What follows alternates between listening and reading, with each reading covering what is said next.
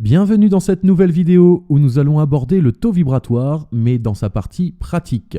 Cela veut dire que nous allons pouvoir prendre et tester les taux vibratoires et je vais vous montrer ici comment cela fonctionne. Je vous expliquerai aussi comment lire cette planche radiesthésique que l'on appelle aussi ABAC. Allons-y. Pour commencer, je vais vous présenter les différents aspects de cette planche. Comme vous pouvez le constater, vous avez ici 3 zones. Vous avez une zone qui concerne le plan physique, le plan énergétique et le plan spirituel. Pour ce qui concerne le plan physique, vous pouvez constater que nous avons une limite qui va de 2000 à 20 000 unités bovies. Nous allons considérer ici qu'en dessous de 2000 unités bovies, qu'il n'y aura presque plus ou pas de vivance, que ce soit pour des objets ou des êtres vivants.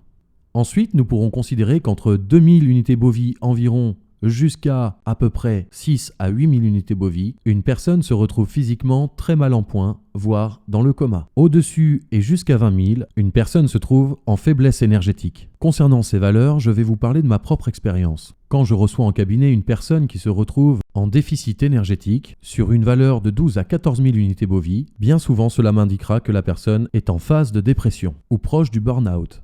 Mais cet état vibratoire d'une personne peut aussi présenter un problème sur le plan physique, d'une maladie par exemple, qui est déjà installée ou qui peut être en phase de développement. Nous pourrons considérer qu'entre 14 et 20 000, une personne présentera une grande fatigue morale, voire physique. Entre 20 000 unités bovies et 40 000 unités bovies, nous sommes ici dans le plan énergétique. Cela voudra dire que la personne présentera un taux d'énergie tout à fait correct. Mais attention à ceci. Car ce n'est pas parce que la personne vibre entre 20 et 40 000 unités bovies qu'il ne se passe rien pour autant pour cette personne. Car il est possible que cette personne puisse vibrer bien au-delà de ce qui vous est présenté ici. Mais je vous parlerai de ceci tout à l'heure. Continuons maintenant avec le plan spirituel. Nous pouvons voir ici, sur cet ABAC, qu'au-delà de 40 000 et plus, nous sommes dans la partie donc spirituelle. Qu'est-ce que cela nous indique? Il sera possible ici qu'une personne ait de meilleurs ressentis à l'égard d'une autre personne ou vis-à-vis d'une situation.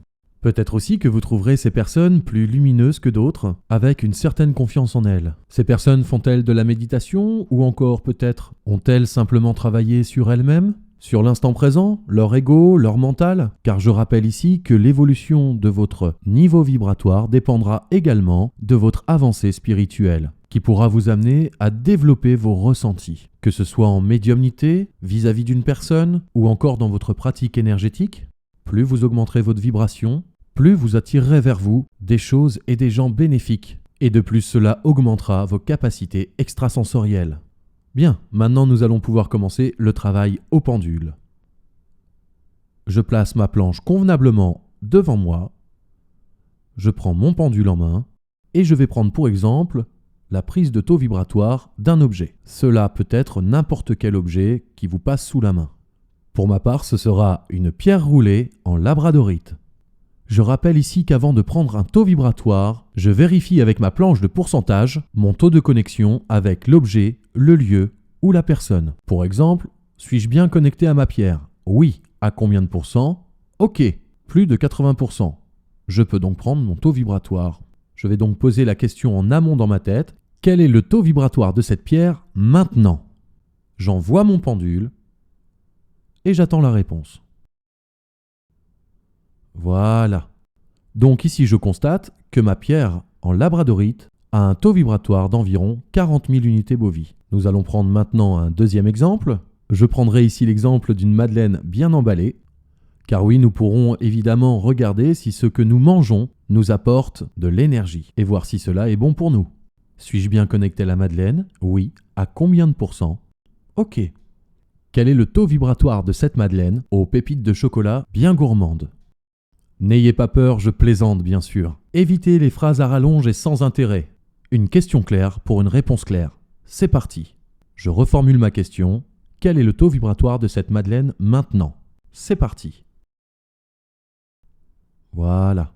Donc ici, nous pouvons constater que la madeleine, qui est bien sûr faite ici industriellement, sa vibration nous donnera 10 000 unités bovies. Nous nous apercevons donc que son potentiel énergétique n'est pas fabuleux. Exercez-vous vraiment à prendre le taux vibratoire de tout ce qui peut vous passer sous la main.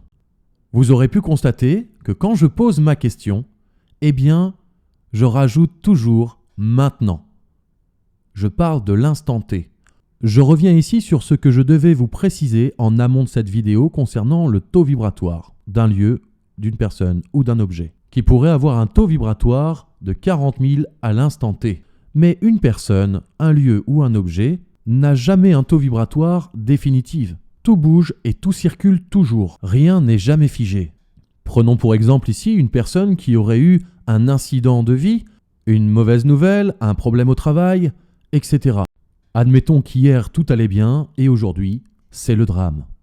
Si j'avais pris le taux vibratoire de cette personne hier, j'aurais eu un taux vibratoire, prenons pour exemple 60 000 unités bovies, ce qui était tout à fait convenable.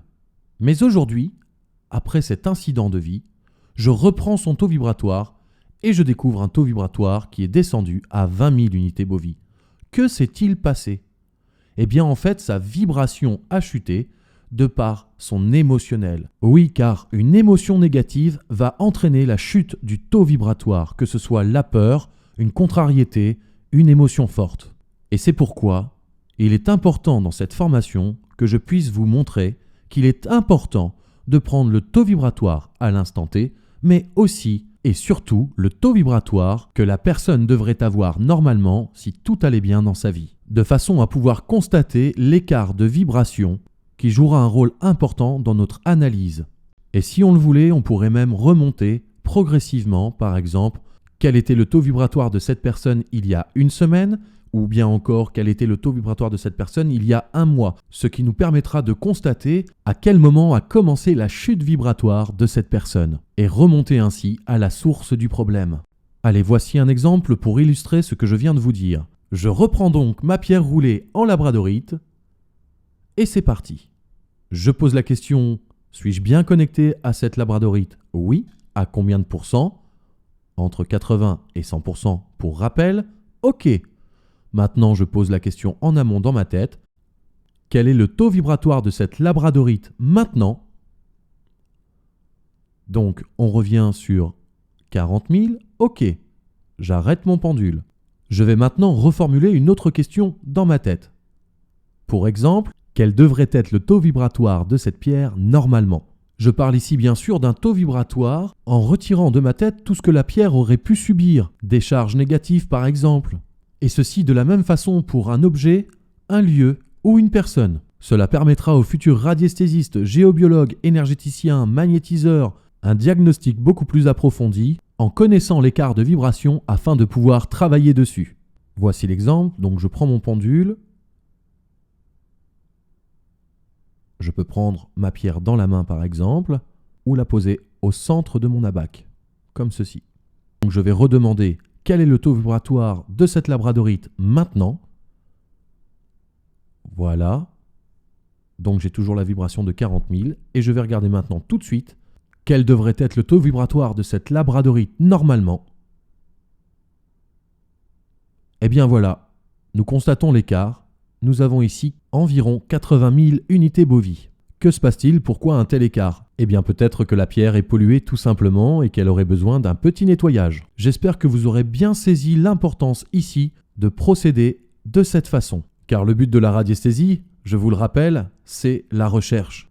Je tenais à vous apporter encore une autre précision. En ce qui concerne la prise de taux vibratoire, vous pourrez bien sûr prendre l'objet dans la main si vous le souhaitez, ou bien encore le poser directement sur votre abaque, ou bien même encore viser ou pointer avec votre doigt ou votre main l'objet concerné pour lequel vous souhaitez prendre un taux vibratoire. Encore une chose, en tant que débutant, il ne sera pas opportun de prendre votre propre taux vibratoire ou celui de quelqu'un que vous connaissez que trop bien. En tous les cas, pas tout de suite. Vous devriez d'abord acquérir une bonne expérience de dissociation au niveau de votre mental et validation avant de pouvoir entreprendre ce travail. Car sinon votre mental risquerait de vous jouer des tours et de vous mettre dans l'erreur. Alors un conseil, ne jouez pas l'impatience. Et bien voilà, nous en avons fini pour le taux vibratoire. N'hésitez pas à revenir sur cette vidéo pour créer chez vous un automatisme. Prenez le temps nécessaire qu'il vous faudra pour y parvenir. Je vous remercie et vous retrouve dans la prochaine vidéo où encore plein de travail et de connaissances vous attendent. C'était le taux vibratoire, exercice pratique avec Johan Gary.